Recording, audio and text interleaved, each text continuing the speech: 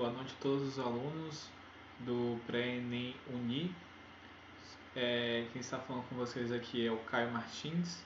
Hoje é o nosso primeiro encontro, certo? Vou ministrar a aula para vocês sobre República Velha ou Primeira República. Antes de a gente começar a adentrar o assunto, queria agradecer pela oportunidade de estar aqui participando desse cursinho voluntário, né? Que os responsáveis são os alunos da Uni, justamente com seus professores e voluntário, e hoje eu faço parte desse quadro voluntário, certo?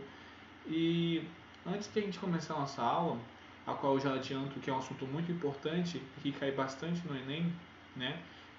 Até porque consequências deles desenvolve e ocorre nos dias atuais, certo? Até porque a gente vive numa república ainda.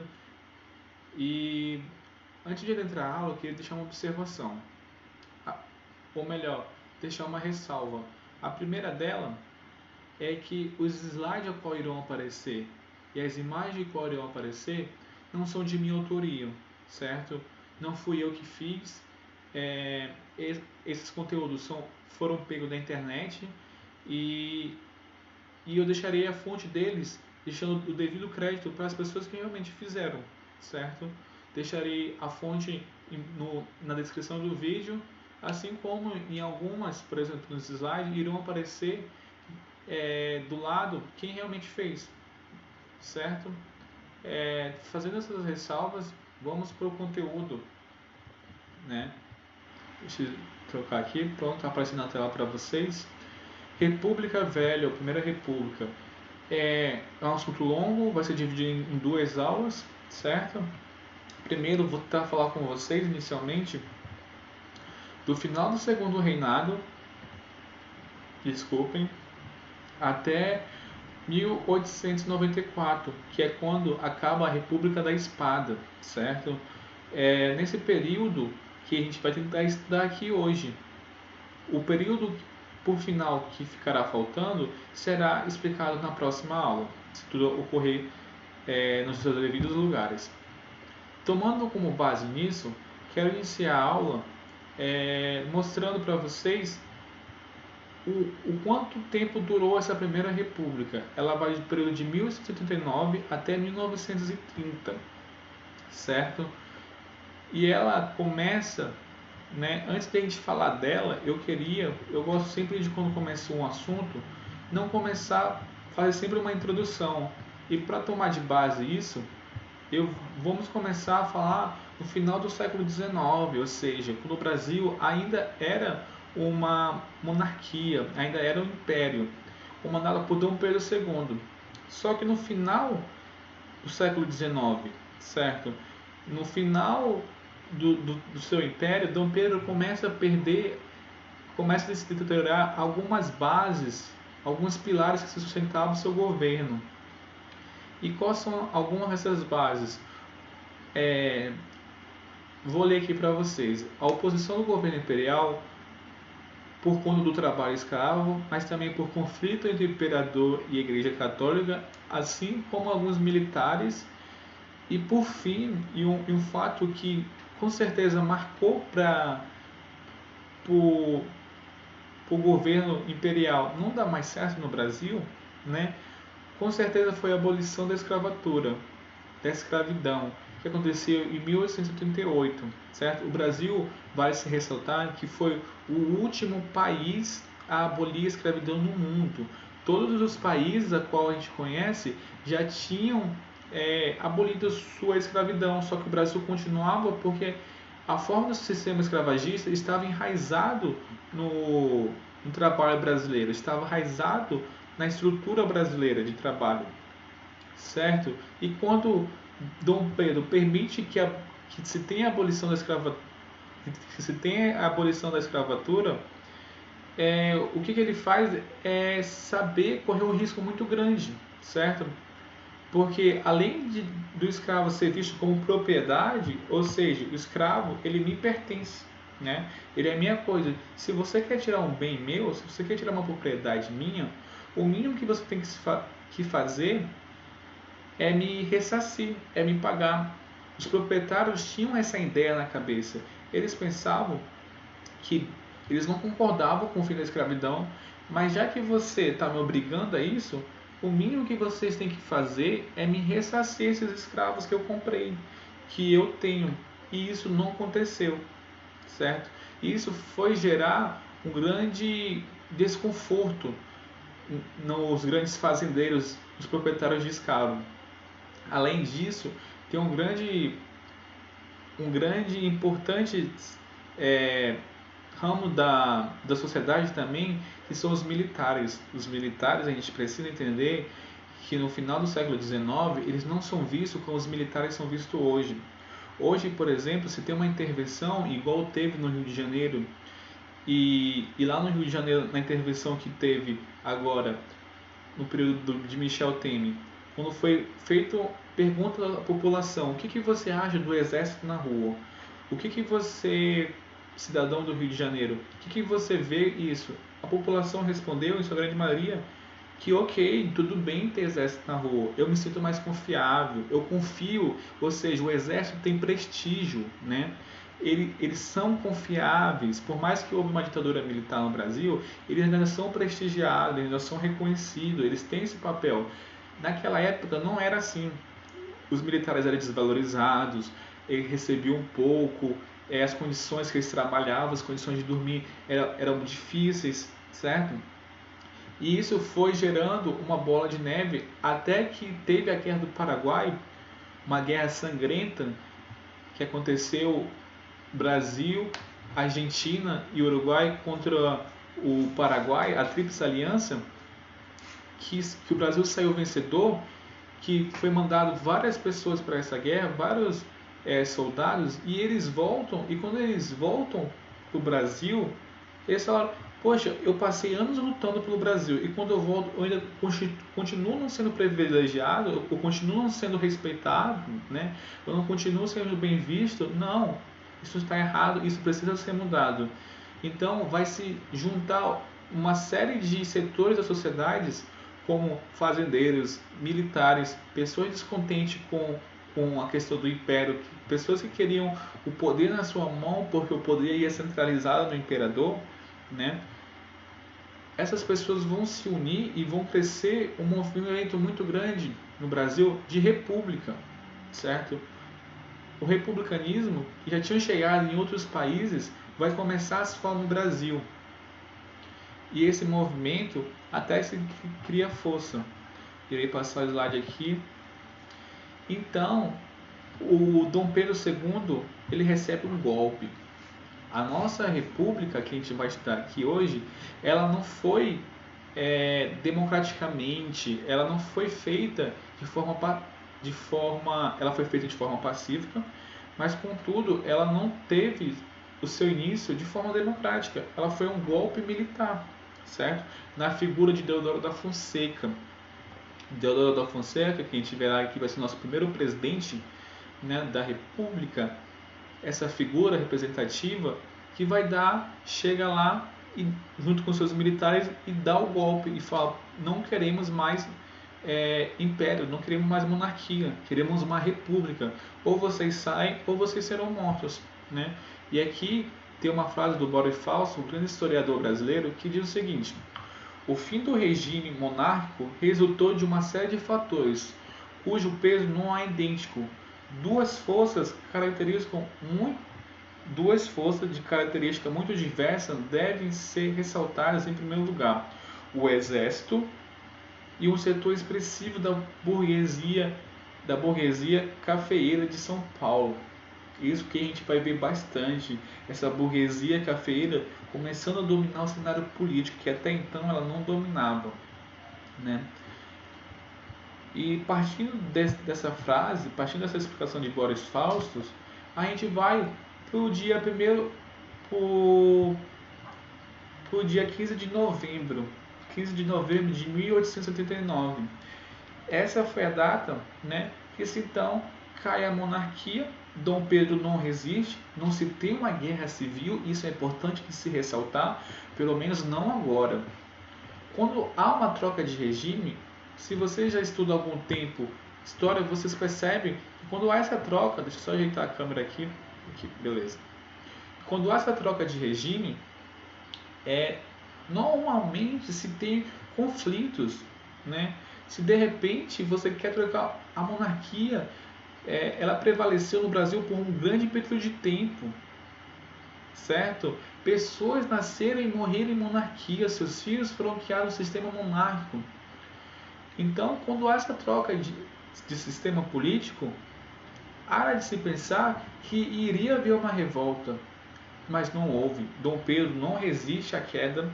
Alguns historiadores dizem sim que eles tinham medidas para resistir a esse golpe, por mais que ele foi feito por militares e tinha um grande apoio do exército, mas não era só o exército, a força que se tinha no Brasil. Não podemos esquecer da Marinha, a Marinha Imperial, uma marinha muito forte que o Brasil tinha e que era leal a Dom Pedro II.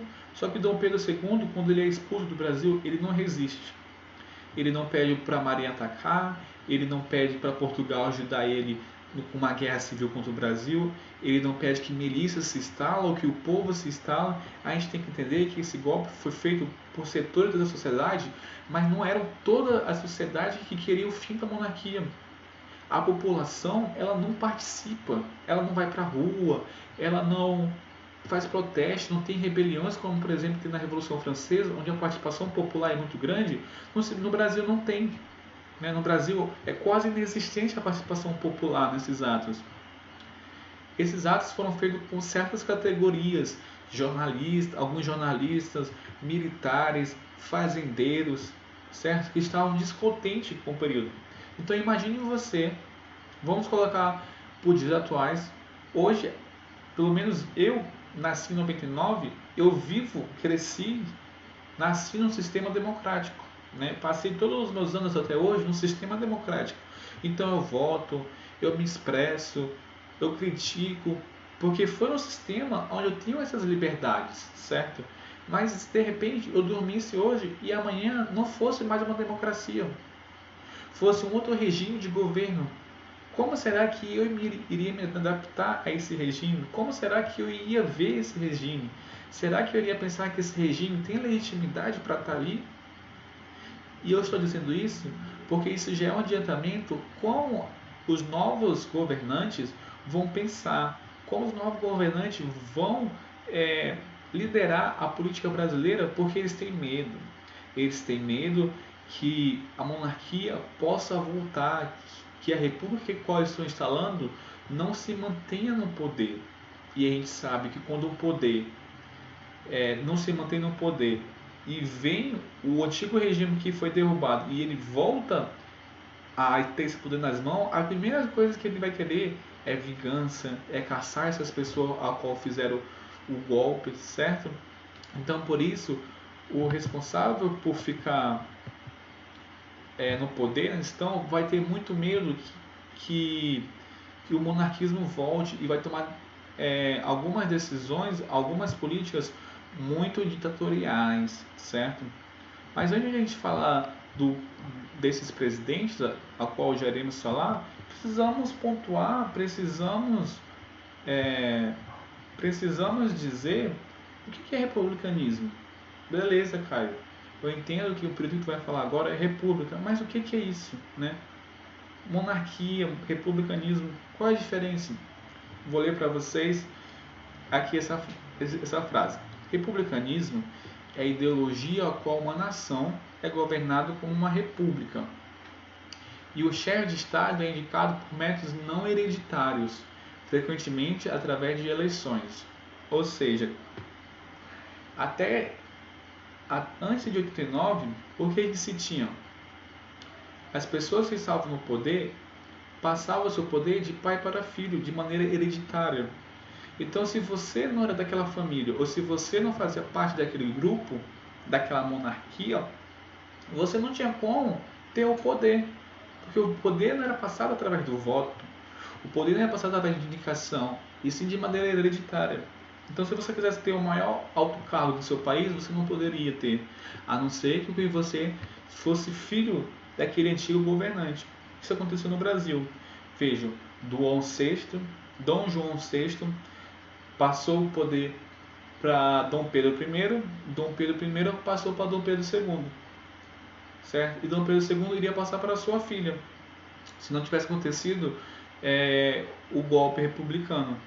Só que a partir de agora, o que o governo vai falar é o seguinte: acabou isso, não se tem mais poder passado hereditariamente. Agora vai ser, o que vai acontecer? Vai ter eleições. Se você quer chegar a um poder e você seguir os critérios, né, ter idade certa, ter terras, ser de certa sociedade, você vai poder concorrer a essas eleições e se você receber determinado número de votos, você será. E não necessariamente o seu filho será, né? Porque agora não é hereditário, acabou isso. Então, antes de a gente falar desse slide, eu quero deixar claro aqui. Falamos aqui do final do segundo reinado, né? Até aqui, que comandava era Dom Pedro II, né? O Império do Brasil. Acontece o golpe, a proclamação da República de 89, tem um golpe militar e a partir de agora Dom Pedro é expulso e quem vai comandar aqui nesse período que está em verde, a chamada República de Espada que a gente vai entrar, são os militares. Os primeiros presidentes do Brasil são militares, certo?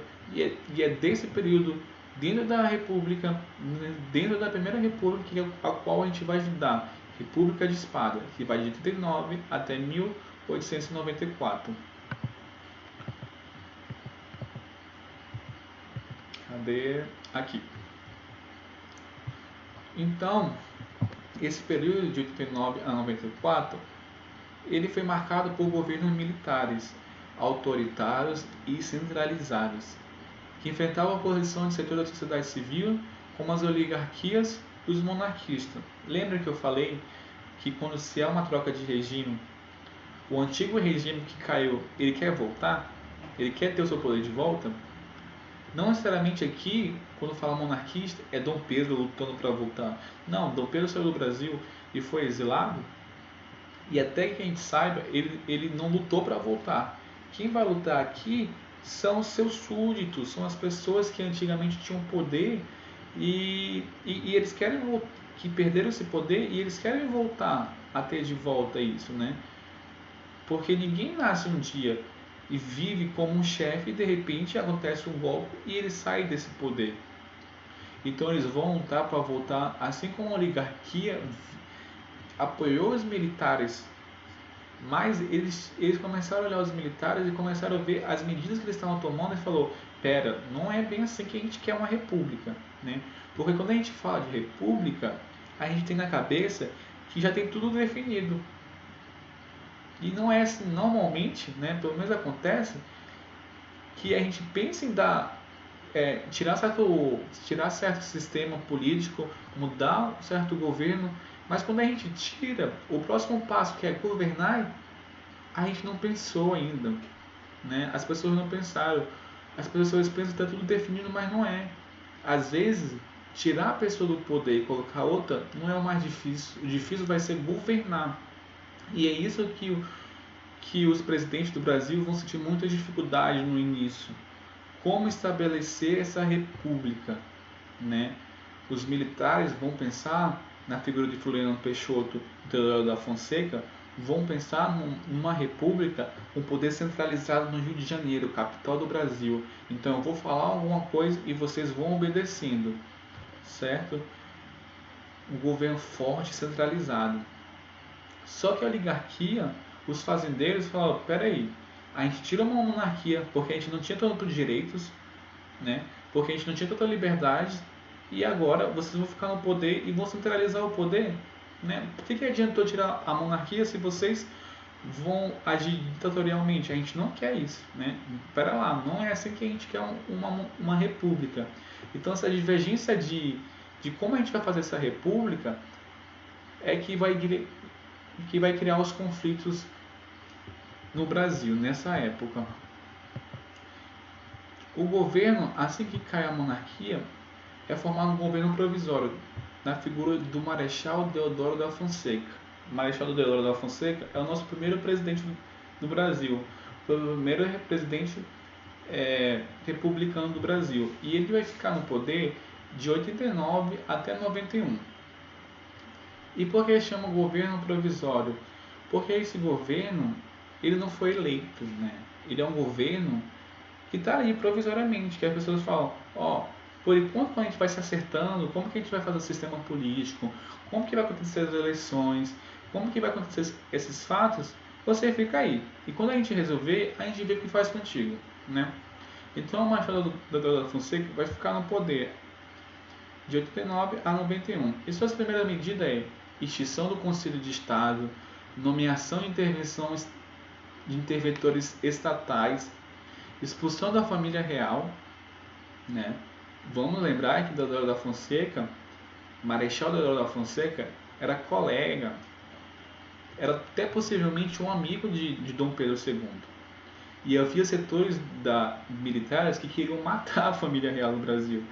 Queria, né, para não ter mais problema de ter uma volta da monarquia. Vamos matar eles. Mas Deodoro achou melhor não, achou melhor expulsar mesmo e exilar. Fiquem exilados. Até porque, né, Deodoro e Dom Pedro se conheciam, tinham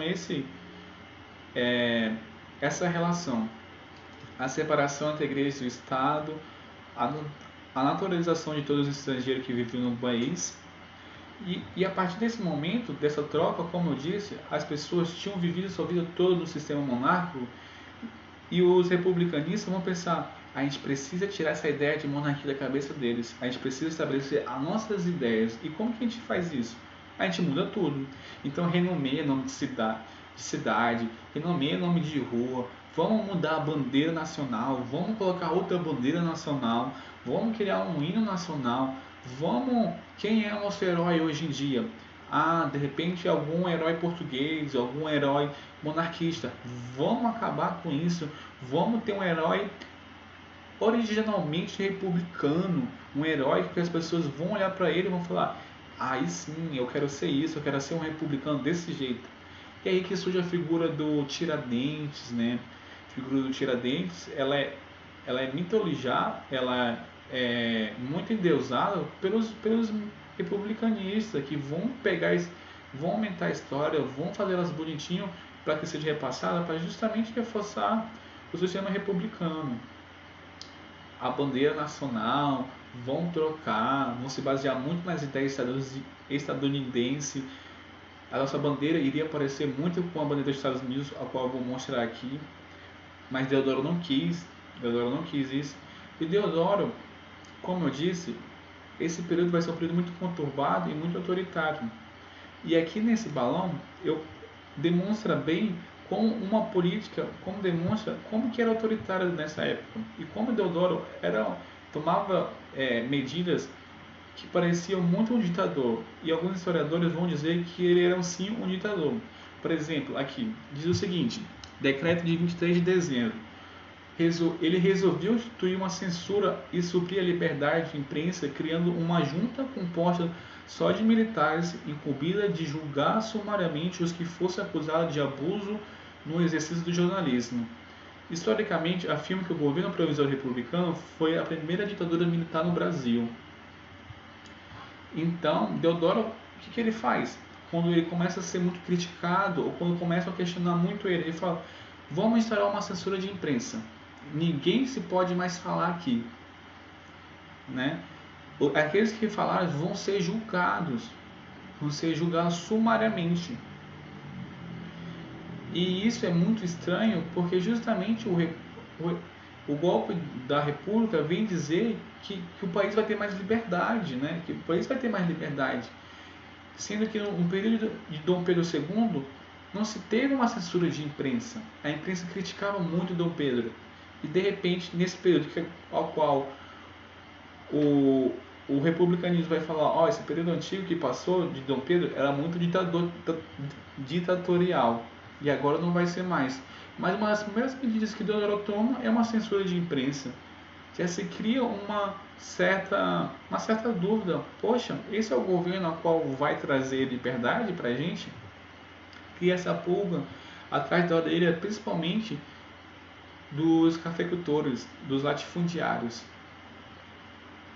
Passar o slide aqui. Então aqui está a bandeira do Brasil, a bandeira do Brasil, né? Opa, desculpa. Aqui, bandeira do Brasil. Antes era essa, bandeira do Império Brasileiro, certo? Por 4 dias foi essa bandeira, a qual estou mostrando aqui, que foi idealizado, né? Que foi feita. Só que o Deodoro olhou e falou: essa bandeira está muito.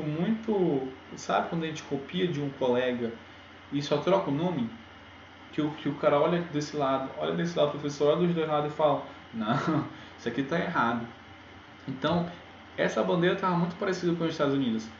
E depois ela não foi aceita, ela foi tirada e foi mantida as mesmas cores da bandeira imperial, com a diferença que sai a coroa, né? Não tem coroa, entra o círculo aqui, a frase positivista, ordem e progresso, e essa é a bandeira do Brasil, né? A bandeira qual está até hoje no, oficialmente como bandeira oficial do Brasil. E deixa eu passar aqui o slide, vamos para o próximo. E quando Deodoro assume, né, ele pega um país em crise, né, porque o país estava em crise. A Guerra do Paraguai de Dom Pedro II gastou muito dinheiro, teve empréstimos. Quando se tem abolição da escravatura, se perde uma força de trabalho muito grande. Então os fazendeiros agora vão usar a força de trabalho dos... esqueci o nome, como que se fala. Vão usar a força de trabalho dos estrangeiros. E para ter força de trabalho estrangeiro, os estrangeiros não são escravos, né? Então tem que se pagar, então se precisa de mais dinheiro em circulação. Então tem uma crise no governo de Teodoro. Se tem uma crise econômica, né, no Brasil. E Deodoro percebe, assim como os intelectuais do seu governo percebem, que a gente é muito dependente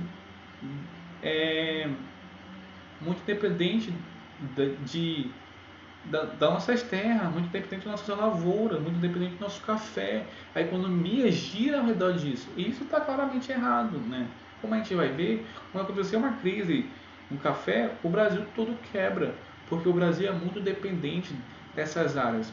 Então, na figura do então ministro da Economia daquela época, o nosso Rui Barbosa, nosso querido intelectual Rui Barbosa, ele ministro da Economia dessa época, um dos intelectuais que ajudou na queda da monarquia, ele vai ser o nosso ministro da Economia e ele vai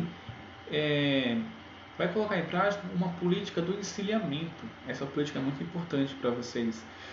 Essa política de encilhamento é uma política que pretendia alavancar a economia urbana e dar os primeiros passos para a industrialização no Brasil, né? Eles falaram: não, vamos dar um primeiro passo aqui para a industrialização, senão a gente vai viver nessa economia agrária. A gente não pode viver assim. Só que essa economia foi muito mal feita ou muito mal executada. Ela não deu certo, ela deu muito errado. O resumo das suas principais características do encilhamento era o forte incentivo à industrialização do Brasil, porque a qual não se tinha, né, tentava se industrializar o Brasil, a facilitação excessiva da tomada de crédito com o objetivo de facilitar e ampliar a abertura de empresas, a emissão de papel-moedas. O banco poderia emitir papel-moedas acima do valor do ouro que o Brasil tinha naquela época. Então tudo isso gerou consequências muito drásticas para o Brasil.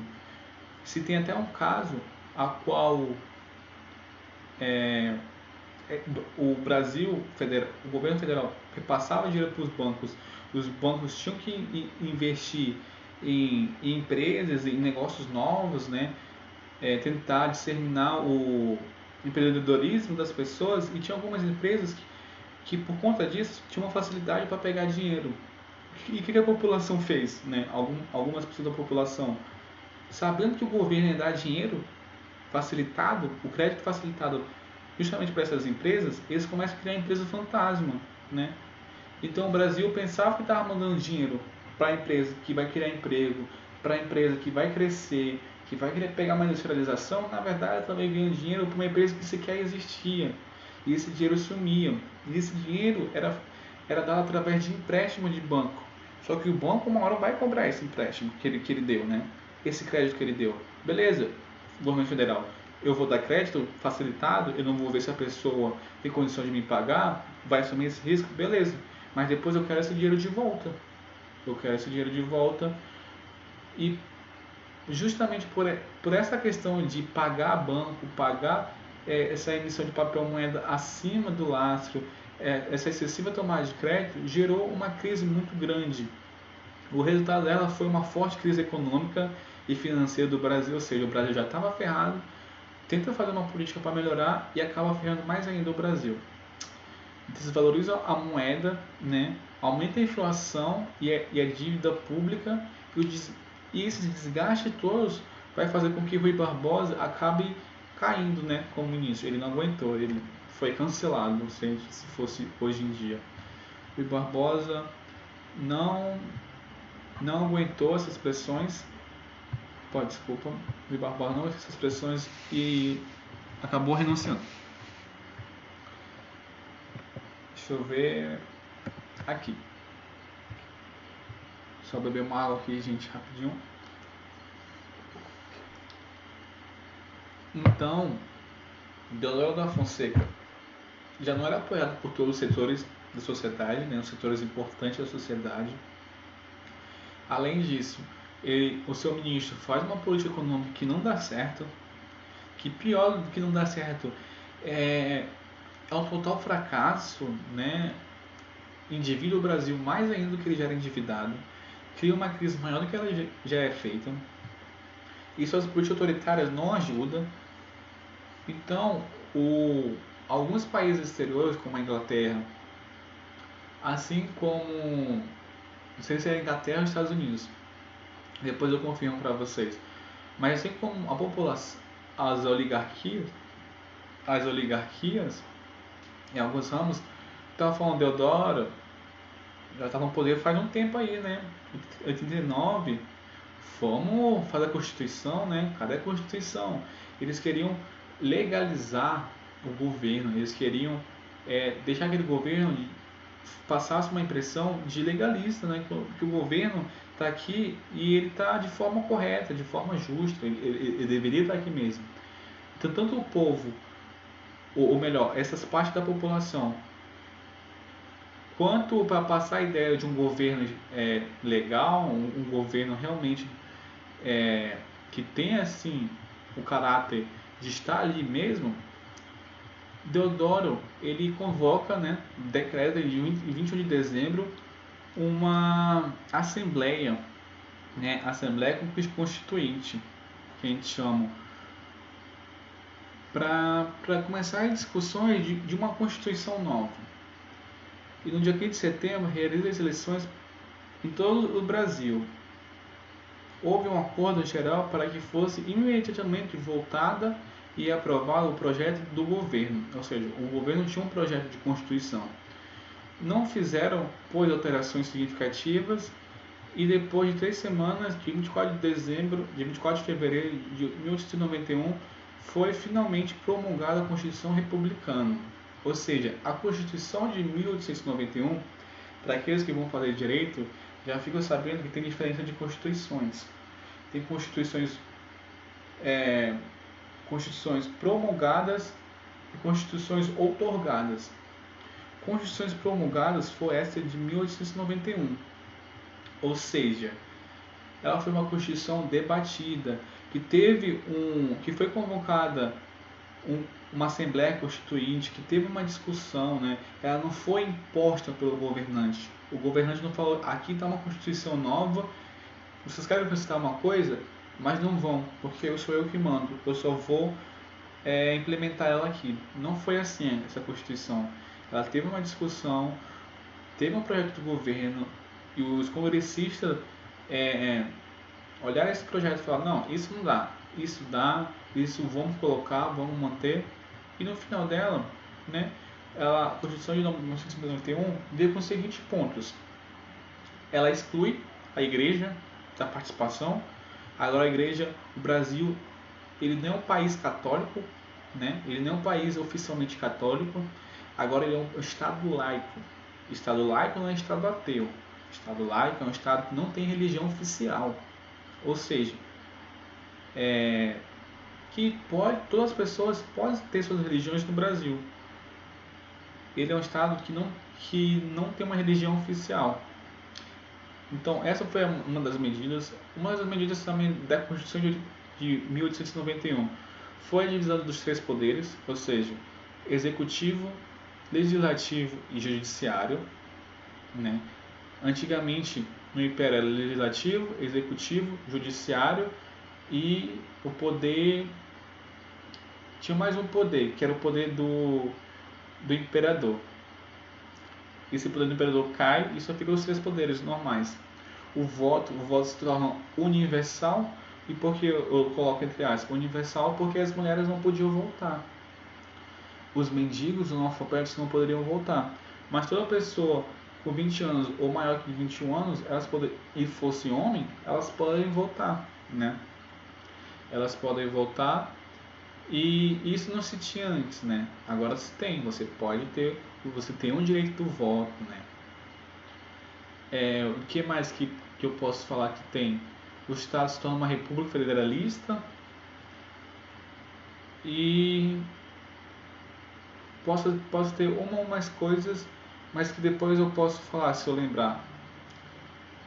Deixa eu passar aqui o slide. Então Deodoro tem a Constituição, certo? E essa Constituição, nos seus períodos de transição, ela fala assim, ó: antes de termos a primeira eleição universal aqui, vamos escolher um presidente de maneira indireta. O Congresso, a Constituição fala, o Congresso pode eleger indiretamente, né, o voto indireto, um presidente, né, Então Deodoro da Fonseca estava no governo provisório, que ele não tinha sido eleito. Tem-se uma eleição para... Eu acho que eu até pulei o slide, então no slide anterior. Aqui, ó. Disposições transitórias da Constituição ordenava a eleição indireta através do Congresso para presidente e vice. Então, se tem começa a se abrir a vaga de presidente e vice-presidente. Então, por mais que Deodoro tivesse sido presidente no começo do governo provisório, agora ele só é um candidato a ser presidente, né? Outras pessoas se candidataram também. O próprio Floriano Peixoto, um latifundiário também de São Paulo, se candidatou. Só que quem vence a eleição direta pelos congressistas, numa pressão muito tensa nesse período. Então, uma tensão muito grande. Por mais que tenha uma Constituição que ela finalmente ela foca todos os períodos que a gente tem, ela explica tudo como que vai ser, mas está uma tensão muito grande, porque os latifundiários vê atitudes ditatoriais de Deodoro, né? E quando se tem essa eleição, os seus apoiadores de Deodoro da Fonseca falam o seguinte, vai ter eleição, né? Beleza, eu quero que Deodoro vença. Se Deodoro não vencer, eu fecho o Congresso. Se Deodoro não vencer, eu acabo com isso aqui agora. E os latifundiários ficaram na mão, falaram, meu Deus, e agora? Como que acontece isso? Como que vai se dar essa tensão enorme? Sentia muito medo que Deodoro desse um golpe e colocasse os monarquistas de novo no poder, né? Colocasse os monarquistas de novo no poder. Deodoro nunca foi um republicano nato, nunca foi um republicano desde pequeno. Deodoro deu o golpe nos seus anos finais da sua vida, né? Ele passou a ser republicano por questões específicas, mas ele nunca foi um republicanista nato como Benjamin Constant. Então você tinha muito medo de repente não gostar mais da ideia do republicanismo, falar, não, deu errado isso, vamos voltar ao regime anterior. Então, quando você tem essa eleição, as pessoas vão votar, os congressistas vão votar pensando nisso. Deodoro da Fonseca vence, e como vice naquele tempo, não se era tipo hoje né, que tem o presidente e o vice da mesma chapa. Então, se tem Dilma, PT, vai ter outro candidato, ele não pode ser PT, mas eles são aliados. Nessa época não se tem isso. Nessa época é um candidato de uma chapa e o vice é de outra chapa totalmente diferente.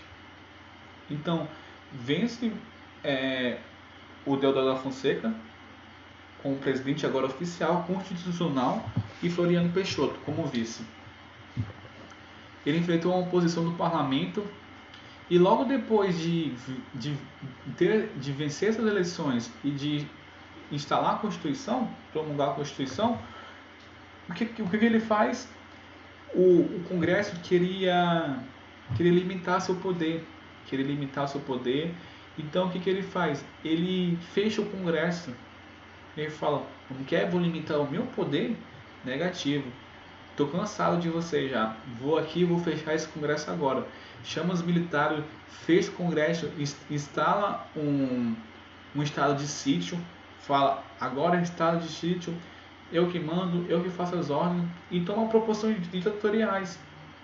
E isso gera, eu não falei que estava tenso? Essa é a explosão da tensão. E quando se tem essa explosão da tensão, certos setores da economia começam a se movimentar. E um deles foi o vice-presidente, né, Floriano Peixoto, falou, peraí, isso está errado. Assim como a Marinha, um forte reduto monarquista que eu falei, que é apoiado de Dom Pedro II, se ele quisesse resistir, a Marinha, na figura do seu chefe, até então que eu esqueci o nome, ele fala o seguinte, fechou o Congresso, né, Deodoro? Beleza. Mas se tu não reabrir o Congresso, ou se tu não acabar com o estado de sítio, eu vou bombardear o Rio de Janeiro. A Marinha pega seus navios, vão para o Rio de Janeiro e falam, ou abre o Congresso, ou acaba com esse estado de sítio agora, ou eu vou bombardear. Não só a Marinha, né, como outros setores, né, o próprio Fernando Peixoto, os latifundiários falando, os Estados Unidos, ao qual a gente olhava muito para os Estados Unidos nessa época, e a gente tinha forte influência deles. Os Estados Unidos liga para Deodoro, liga no sentido figurado, né? Liga para Deodoro e fala, Deodoro, não faz isso, não faz isso. Isso vai dar merda, isso vai dar ruim. Abre aí, vai. E por essas pressões, Deodoro não se vê mais, se vê sem saída e renuncia. E assim acaba seu mandato conturbado. Acaba em 91 e começa o mandato de Floriano Peixoto. Floriano Peixoto, que era seu vice, ou melhor, que era o vice, né? Não o seu vice, não tinha esse nessa época. Era o vice. Só que na Constituição dizia o seguinte, né? Floriano Peixoto assume o governo do Brasil. Só que na Constituição tinha o seguinte, falava assim, se o presidente ficar só 2 anos, né? Ficar menos de 2 anos, tem que convocar novas eleições. A gente já passou por isso, de um vice que tomou o poder, que assumiu o poder, e as pessoas falando, algum grupo ficou falando assim, isso não está certo, isso foi um golpe, e o outro lado ficou falando, não, está certo sim, o Congresso votou, né? Nessa época era mais ou menos igual. O presidente cai, o vice assume, só que o vice que assumiu, ele tinha que convocar novas eleições, né? Pela Constituição tinha que se convocar, mas ele falou, convocar novas eleições, chamar novas eleições, para quê? Eu sou o vice, eu tenho o direito de estar aqui, né? E ele assume o poder, não sei se vai ficar para vocês, só um pouquinho, aí beleza. Ele assume o poder, ele reabre o Congresso, suspende o estado de sítio, mas não pense que ele é um governador diferente de Deodoro, não, que é um presidente mais bonzinho e tal, muito pelo contrário. Inclusive, ele é chamado de mão de ferro, Floriano Peixoto, presidente mão de ferro. Para você ter ideia, mas daqui a pouco eu falo sobre isso. Então o governo dele suspende o estado de sítio e tal, ele governa com uma mão de ferro, impôs uma política centralizada. Olha, centralizada. Quando você fala de centralizada, você já tem que ser lógico na sua cabeça que os latifundiários não querem isso. Cai, por que eles não querem isso? Cara, porque tem vários latifundiários espalhados pelo Brasil. Grandes cafeicultores. Eles não querem que o governo federal fale uma coisa e eles obedecem. Se eles são os próprios chefes do seu estado, ele não precisa de um governo federal para mandar neles. Eles mesmos querem se mandar, né? Eles mesmos querem autonomia, eles não querem ter um chefe. Eles mesmos querem ser o chefe. Então, quando eles ouvem assim, o governo vai centralizar o poder. Ele já dá uma raiva neles, né? Já dá uma coisa. E o governo de Deodoro vai ser um governo centralizado que prioriza o executivo forte. Há uma radicalização de luta contra os setores monarquistas, né? Deodoro tem algumas preocupações reais, mas tem outras totalmente ilusórias, que os monarquistas vão voltar, então ele com a sua mão de ferro, ele vai lá e acaba totalmente com ele, não tem conversa com ele, ou faz, ou vai. Então ele acaba com esses setores monarquistas que estavam querendo fazer revolta, ou que estavam querendo fazer alguma guerra. Ele implementa reformas que favorecem a nova burguesia e a classe média e baixa. Então ele toma algumas medidas, ele abaixa o preço de alguns produtos, ele dá uma olhada para essa população. Por mais que nessa época ele pegou, o país estava em crise maior ainda e vai ficar ainda mais com algumas revoltas a qual eu vou falar. E lançou uma política protecionista alfandegária, abaixou o preço da carne e do peixe. Apesar de ter conquistado o apoio de muitos setores da sociedade, precisou enfrentar uma polêmica sobre a legalidade da sua permanência, né, no poder, e teve que lidar com rebeliões e protestos até no fim do seu mandato. Por quê? Porque as pessoas falaram que está errado, Deodoro, está errado, você tem que convocar novas eleições, né? E isso, no período de Teodoro, vai acontecer duas grandes revoltas. A primeira dela é a revolta Amada, que aconteceu em 1893. Revolta Amada, de uma maneira geral, para não se estender tanto, que eu já estou falando muito, foi organizado por comandante da Marinha de novo. Né? Lembra que eu falei que Deodoro foi ameaçado, Deodoro da Fonseca foi ameaçado, a Marinha ameaçou ele de bombardear? Então, essa foi a primeira revolta armada, essa é a parte 2, os caras gostaram, viram que dava certo. Vamos falar, Floriano Peixoto, tu tá igual Deodoro, tu não quer nos ouvir não, tu não quer convocar novas eleições não. Pra se ter ideia ainda, tinha o líder da Marinha nesse cargo aqui, ele tinha chance de concorrer, ele iria concorrer à presidência, então, mais do que revoltado, ele tinha interesse, né? Ele tinha interesse que Floriano renunciasse, convocasse novas eleições para ele poder concorrer. Até porque a Marinha, diferente do Exército, o Exército está no poder agora, eles que mandam. Então, aquele caso que eu falei que eles não eram reconhecidos, que eles não eram bem pagos, mudou. Agora eles estão lá em cima, só que a Marinha continua embaixo. A Marinha ainda é um grande reduto monarquista, a Marinha ainda não é bem vista. Depois vai até gerar revoltas, a revolta das chibatas, né?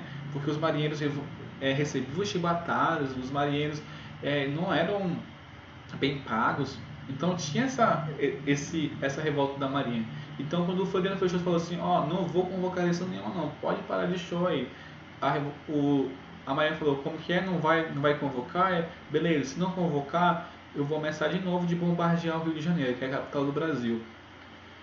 O seu comandante, Custódio de Melo e Almirante Saldanha, esses vão ser os dois comandantes que vão organizar essa revolta aí.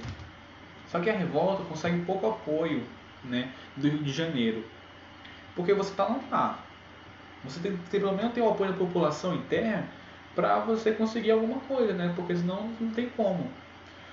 Então essa revolta ela acaba sendo bem sucedida como a primeira foi. Floriano não renuncia, ele fala, pode bombardear à vontade, não vou renunciar a coisa nenhuma.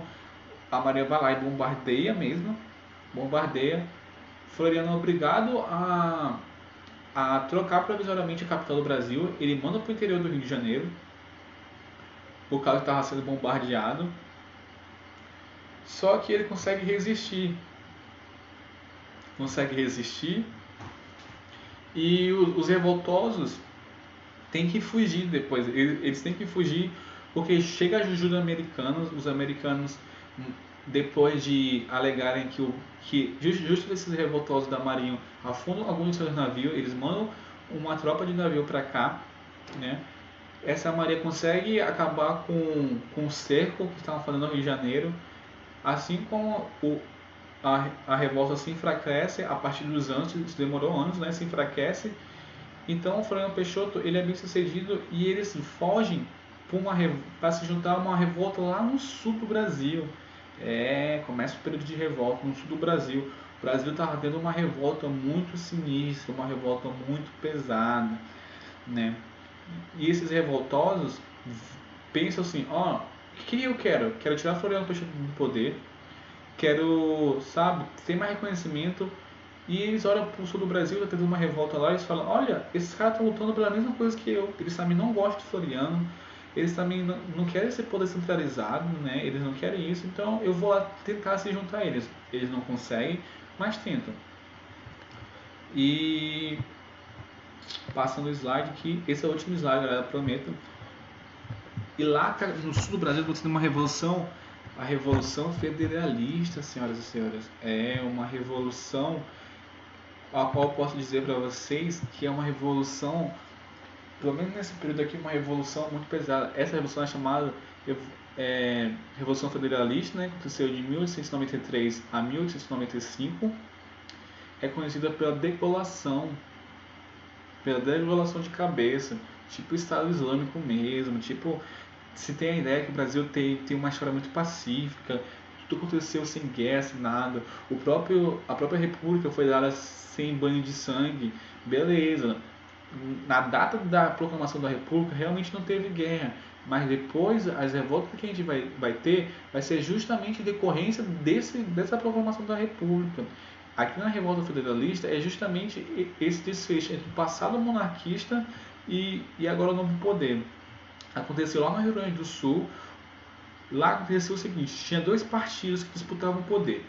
Um partido era o partido antigo, né, o partido antes da República, que era os federalistas, ou maragatos, que era representante da velha elite, né, representante da velha elite do Partido Liberal do Império, liderados por Silveira Martins, Gaspar da Silveira Martins, inclusive colega de Dom Pedro II. E ele está lá no poder, ele é um latifundiário, né? Lá no Rio Grande do Sul chama outro nome, estaticista, eu acho, alguma coisa assim. Então ele é latifundiário, está lá. Uma das medidas, deixa eu só ver aqui.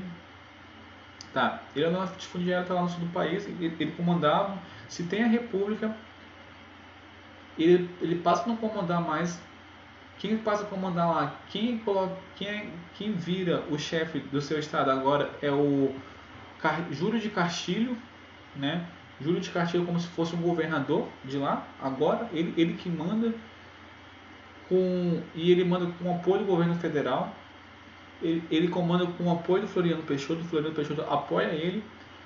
E os federalistas, eles começam a se juntar na figura de Gaspar Silva Martins. Eles começam a se juntar e falar, poxa, eu não quero essa forma de governo não. Como assim? Uma forma de governo centralizada lá no Rio de Janeiro? Eu não quero. Eu quero um governo mais autônomo. Eu não quero um governo presidencialista, coisa nenhuma. Eu quero um governo parlamentaristas. E eu não quero esse cara governando aqui no Rio Grande do Sul não. Esse jornalista, se não me engano, o Júlio de Castilho aqui o Republicanos ou Pica-Paus, ele é jornalista. O Júlio de Castilho é jornalista, não é esse cara intelectual aqui não. Até porque o Júlio de Castilho, a condição já não estava boa lá, né? Já estava um clima tenso. Nas eleições, os maragatos pedem as eleições, né? Pedem as eleições. E para piorar, Júlio de Castilho faz uma constituição do seu estado muito, muito autoritária, né? Faz uma constituição muito autoritária. Aí foi o estopim para os caras falar, ah não, esse cara quer mandar tudo aqui negativo. Então as tropas se juntou um exército, se tornou uma guerra civil, exatamente, no Brasil não tem guerra civil, uma obra, se tornou uma guerra civil no Brasil, uma guerra civil ao qual como eles eram estanceiros, ou seja, eles tinham uma pessoa que era proprietária de terra, nesse caso o Gaspar Silveira, e tinham seus servos não, seus trabalhadores e tal, E muitos deles eram acostumados a cuidar de ovelha, né? Cuidar de ovelha e tal. E eles matavam a ovelha através de um corte no pescoço. E quando acontece a guerra civil e eles vão guerrear contra os apoiadores do republicanismo, os apoiadores de Júlio Castilhos, os pica-pau, o que eles fazem? Eles matam seus opositores com o quê? Com degola, eles cortam totalmente a cabeça. Se eu pudesse colocar a imagem, eu colocaria para você, mas depois vocês procuram. Eles tiram a cabeça dos seus opositores. Muitas pessoas morreram por degola. Essa revoluçãozinha aí dá cerca de 10 mil mortos, né? Morre 10 mil pessoas nessa revolução, certo? Então se torna uma guerra civil. Floriano recusou os pedidos dos maragatos de intervenção federal no estado e apoiou os pica-pau, o republicano. O confronto se espalhou, estava lá no Rio Grande do Sul, né? Você lembra lá no final do Brasil aqui? Opa, aqui. Então, no final do Brasil tem Rio Grande do Sul. Então lá no Rio Grande do Sul eles sobem, vai subindo para Santa Catarina, para Paraná e viram um bolo de guerra aqueles lugares ali. Os federalistas, a princípio, eles ganham territórios, eles vão subindo, eles querem chegar até São Paulo, eles querem chegar até Rio de Janeiro e acabar com esse sistema federalista que tem no Brasil, eles querem acabar com o presidencialismo, né? Eles não querem esse regime novo que está aí. E Floriano Peixoto vê isso e manda tropa para lá, tropa com a ajuda do Partido Republicano de São Paulo. Por mais que o Partido Republicano de São Paulo é por cafeicultores de São Paulo e por latifundiários de São Paulo, e São Paulo, como eu já disse, cafeicultores, latifundiários, não quer um governo centralizado, mas ambos, Floriano Peixoto e os cafeicultores de São Paulo, ambos se ligam por quê? Porque o Floriano Peixoto sabia que não podia comandar sozinho, e São Paulo sabia que a República estava ameaçada, né? Estava por um fio de dar errado, de não dar certo. Então eles se juntam, porque quando eles se juntam, Floriano Peixoto consegue o apoio que ele precisava, e São Paulo consegue também o apoio, né, do executivo, assim como consegue manter a República. E realmente vai dar certo. Realmente Floriano Peixoto consegue acabar com todas essas revoltas, tanto a revolta da Marinha, né, quanto a Revolução Federalista. Ele põe fim a tudo isso com o apoio de São Paulo. No final, os pica-paus vencem essa revolta. Essa revolta tem cerca de 10 mil pessoas mortas. E para terminar o vídeo, para você ter ideia do como Floriano Peixoto era autoritário, você tem um trecho aqui que eu vou ler para vocês, que fala assim, ó: em 1892, decretou o estado de sítio, após manifestações de opositores e divulgação de manifestações na capital federal. Prendeu os manifestantes e desenterrou outros para a Amazônia. Floriano Peixoto fazia isso com seus opositores. Alguns ele exilava lá na Amazônia, né? Quando o Rui Barbosa, o ex-ministro da Economia de Deodoro da Fonseca, ingressou com habeas corpus para esses opositores no Supremo Tribunal Federal em favor dos detidos, Floriano Peixoto falou assim, ó como ele falou, abre aspas: se os juízes concederem habeas corpus aos políticos, eu não sei quem amanhã lhe dará os habeas corpus de quem, por sua vez, necessitarão. Fecha aspas. Ou seja, o Floriano falou para o STF o seguinte: beleza, vocês vão dar habeas corpus para eles? Pode dar. Mas eu quero saber quem vão dar habeas corpus para vocês amanhã, que amanhã é vocês que vão estar lá, né? Então, nesse cenário, nesse contexto histórico, político do Brasil, é qual eu encerro aqui a aula. Deixa eu só passar aqui, ver se tem mais um slide. Não se tem, né? A gente acaba aqui, fecha aqui o ponto da aula nesse slide, na Revolução Federalista, nessa revolução qual o Partido Pica-Pau é vencedor. Essa revolução demora esse tanto aqui de anos para acabar, né? E depois desse regime, se tinha, para concluir, tinha-se muito medo que Floriano Peixoto não desse seu cargo. Acabou o ano dele de governo, né, em 1894, tinha que se convocar realmente, aí não tinha como, tinha que se convocar novas eleições, e se não se convocasse, aí era ditadura mesmo, né, tinha-se muito medo de falar assim, tipo o Maduro, tipo Chaves no poder, né, Chaves aqui na Bolívia, Chaves na Venezuela, ou Putin na Rússia, que acabou o governo, eu falo, "Ah, beleza, muito obrigado, tá na hora de você sair, né? Outra pessoa vai entrar", e tinha muito medo dele não sair, mas por incrível que pareça, ele saiu. Ele falou, não, beleza, acabou meu mandato, né? Meu mandato era só esse ano aqui, eu saio e o novo presidente pode assumir.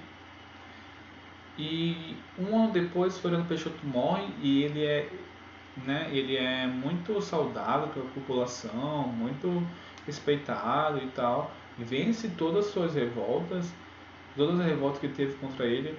Ele é responsável diretamente por manter a república, por estabelecer, por fazer essa república ficar viva, né? E assim se encerra a República de Espada. E é isso, e depois a gente vai falar na outra aula a continuação, né, desse tema, que é a República da Oligarquia.